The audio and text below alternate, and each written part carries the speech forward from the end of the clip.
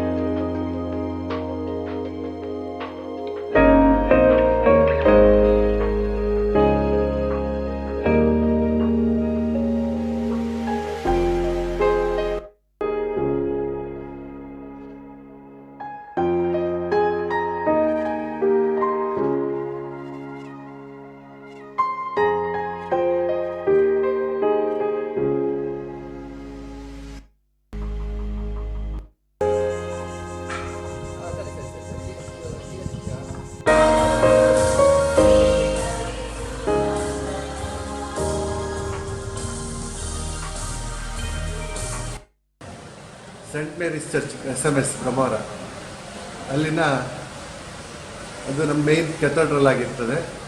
ನಮ್ಮ SMS church ಅಲ್ಲಿನ ನಾವು ಇಲ್ಲಿ ಒಟ್ಟು 7 ಚರ್ಚ್ಗಳಿವೆ. ಬೇರೆ ಬೇರೆ ಕೊಳಲ್ಗಿರಿ ಇರ್ಬೋದು, ಕಂಡೂರು ಇರ್ಬೋದು, ಹುಲಿಕಲ್ ಇರ್ಬೋದು, ಹೊಸಂಗಡಿ ಇರ್ಬೋದು.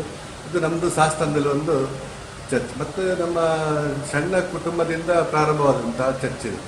ಯಾಕಂದರೆ ಆವಾಗ ಚರ್ಚ್ ಆಗುವಾಗ ಒಂದು ಮಡ್ಲು ತತ್ತಿ ಕಟ್ಕೊಂಡು ಚರ್ಚ್ ಪ್ರಾರಂಭ ಆಯಿತು. ಈಗ 100 ವರ್ಷ, ಇನ್ನೊಂದು 2 ವರ್ಷಗಳು 100 ವರ್ಷಗಳು ಮುಟ್ತವೆ.